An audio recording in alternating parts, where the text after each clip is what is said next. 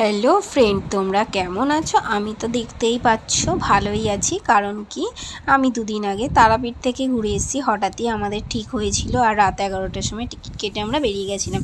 এটা হচ্ছে মঙ্গলবারের ভিডিও। এই মঙ্গলবার হচ্ছে আমরা ভোরবেলা আমি স্নান করে নিয়েছিলাম উঠে, আর স্নান করে বেরিয়ে পড়েছিলাম একটু মন্দিরের উদ্দেশ্যে। আর মন্দিরে গিয়ে তো আমার খুব আনন্দ হচ্ছিলো। এই যে রাস্তা দিয়ে যাচ্ছিলাম আর এই যে এরা সন্দেশগুলো বিক্রি করছিল, আমার কিন্তু দেখতে খুব ভালো লাগছিলো, ওই জন্য তোমাদের সঙ্গে একটু শেয়ার করার জন্য। তারপর দেখো এই যে মন্দিরে চলে এসেছিলাম, আর এই যে মন্দিরে জুতো জমা দিয়ে আর আমরা ভিতরে ঢুকে গেছিলাম। কিন্তু মন্দিরে এই যে জুতো জমা দিয়ে আর এই যে ভিতরটায় যখন ঢুকছিলাম, আর এই ভিতরে ঢোকার সময় কিন্তু কোনো ফোন অ্যালাউ আছে, কিন্তু মন্দিরে যখন পুজো দিতে ঢুকবে তখন কিন্তু ফোন অ্যালাউ ছিল না, যার কারণে আমরা ভিডিও করতেই পারিনি। আর ভিতরে এই যে নাট মন্দিরটায় আমরা এখানটায় উঠে আর মাকে দর্শন করছিলাম। মাকে দেখতে আগে আমি মাকে মন ভরে দেখে নিয়েছি, তারপর কিন্তু ভিডিও করছিলাম। আর এটা কি ওই সামনে রেলিং দেওয়া আছে বলে ওই জন্য কিন্তু মায়ের মুখটা দেখাই যাচ্ছে না। তারপরে মায়ের দর্শন করে নিয়ে বেরিয়ে পড়লাম পুরো শ্মশানটা ঘুরতে। আর এই যে বামাখাপার একটা ছবি আছে, আর এই বানরটাকে সবাই হচ্ছে শশা দিচ্ছে, কেউ কলা দিচ্ছে, কেউ পয়সা দিচ্ছিল, আমরা দেখছিলাম।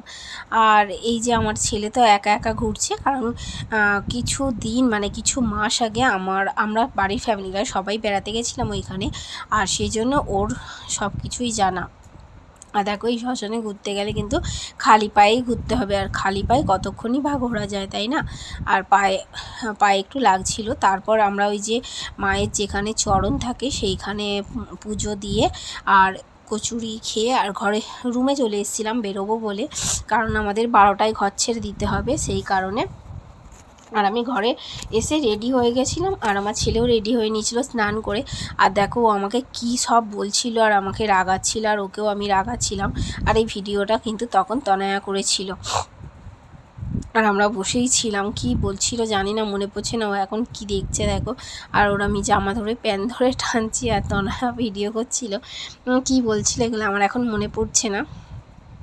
যাই হোক, আমরা এই সমস্ত ব্যাগপত্র গুছিয়ে নিয়ে আর নিচে হচ্ছে রুমে রেখে দিয়ে, মানে রিসেপশানে রেখে দিয়ে আমরা ব্যাগপত্র রেখে দিয়ে চলে গেছিলাম একটু মন্দিরে। আর কারণ আমাদের ট্রেন ছিল 4:40-এ, এবার এতক্ষণ কি করব, 12টায় ঘর ছেড়ে যেতে হয়েছে, সেই জন্য মন্দিরে চলে গেছিলাম। মন্দিরে গিয়ে আমি কিছু ভিডিও করেছিলাম, কিন্তু আমার মন্দির থেকে উঠতেই ইচ্ছা করছিল না, এত গরম হচ্ছিল। কিন্তু মায়ের মন্দিরে গিয়ে বসেছিলাম, মনে হচ্ছিল যে কতটা ঠান্ডা, আর কি ভালোই না লাগছিল। আর এই যে সবাই মাথায় করে প্রসাদ নিয়ে যাচ্ছিল, আর দেখে মনে মনে করছিলাম এই দেখো আবারও মায়ের দর্শন দেখতেই পাচ্ছ, অল্প অল্প দেখা যাচ্ছে। আর এখানে বসেছিলাম, বসে আর দেখছি সবাই না মাথায় করে মায়ের ভোগ নিয়ে যাচ্ছে। আর আমি মনে মনে ভাবছিলাম যদি আমরা একটু পেতাম খুব ভালো হতো, কিন্তু যেই কথা সেই পেয়ে গেলাম।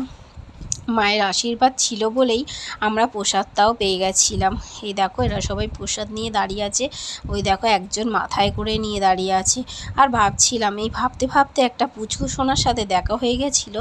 এই পুচকুটা আমাদেরকে দেখে খুব হাসছিল, ওই জন্য তনয়াকে কোলে নিয়েছিল। তারপর দেখছিলাম এক জায়গায় পায়েস দিচ্ছিল, আর তোমাদের দাদাভাই তো পায়েস দিচ্ছিল, আর আমরা সেই পায়েস খেয়েই পোলাও আরও মাছ খেয়ে গেলাম। ওখানে প্রচুর বিয়ে হচ্ছে, আর এই দেখো এই বাচ্চাটার অন্নপ্রাশন হচ্ছিল।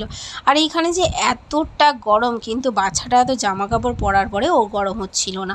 তারপর বেরিয়ে এসে আমার ছেলে খেয়ে নিল বিরিয়ানি, আর আমরা খেয়ে নিলাম ভাত, আর আমরা বাড়ি চলে এলাম। আসার পর দেখো আসার সময় যখন যাচ্ছিলাম তখন কিন্তু আমরা মায়ের মন্দিরটা দেখতে পাইনি।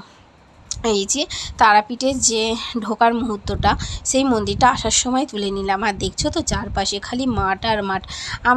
আমার ভিডিওটা ভালো লাগলে অবশ্যই তোমরা লাইক কমেন্ট